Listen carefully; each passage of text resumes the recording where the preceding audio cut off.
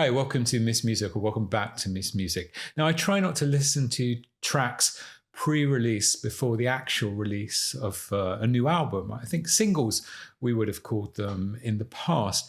There's something magical about sitting down with an entirely new album from one of your favorite bands and listening to it from start to finish.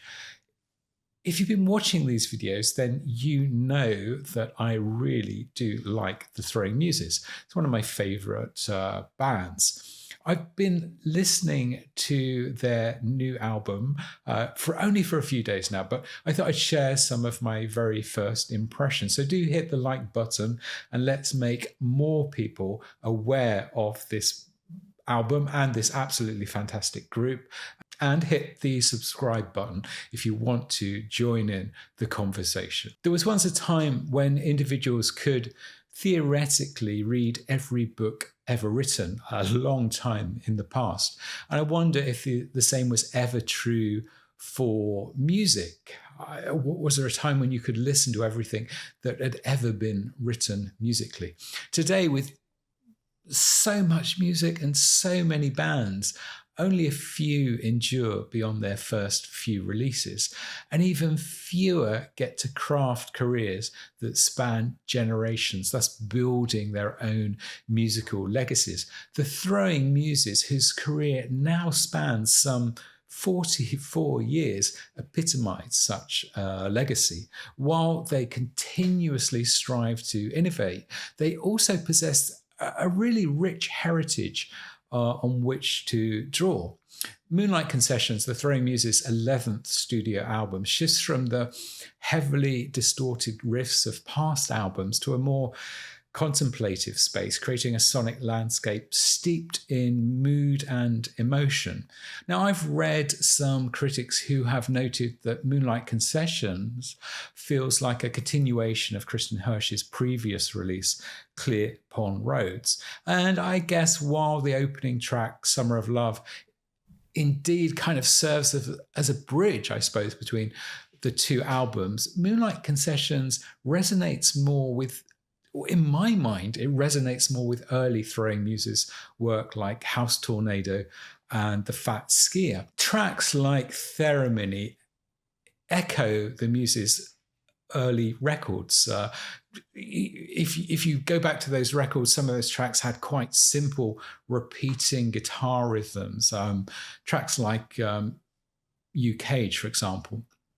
On Moonlight Concessions, the band have really mastered the art of doing more with less, building multiple layers of sound into some of their best music to date.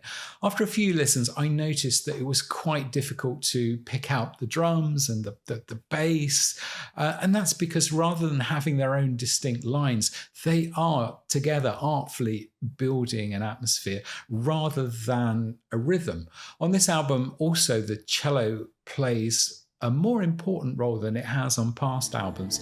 Before, it seemed to me like a second voice shadowing the main melody, whilst here it's much more prominent and builds on the guitar lines.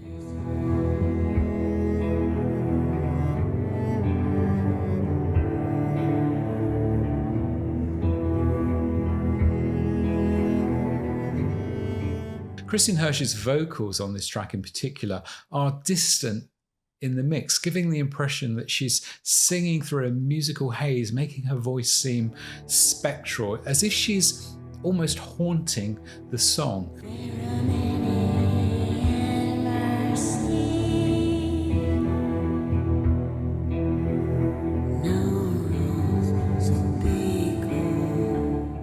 Throughout this album, Kristin's voice stands out, and it's one of those voices that just gets better and better with age.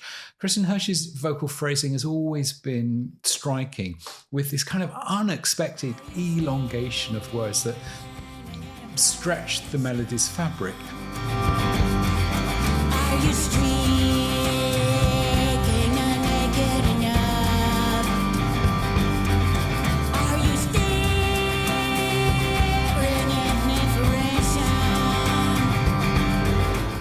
I may be completely off here, but her style seems to draw from Appalachian folk music.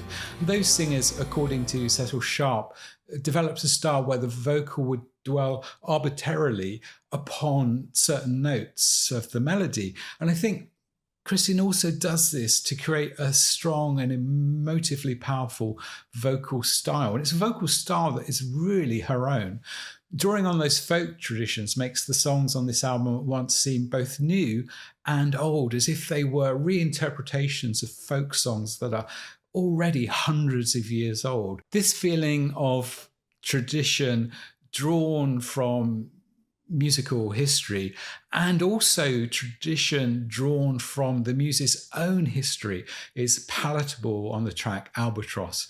And in true Muses style, the melodic expectations of this track are very soon defied, and the song takes an unexpected yet really captivating turn.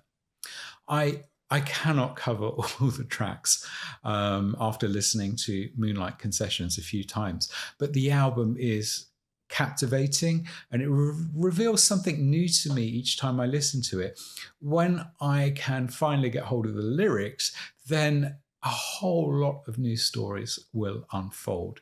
Moonlight Concessions presents, I think, something new, a cleaner sound and beautifully crafted tracks where each instrument perfectly serves the song's mood. It's a reminder of those early days when the band were forging what was then a really new sound, and a testament to the artisans of music that the band have now become.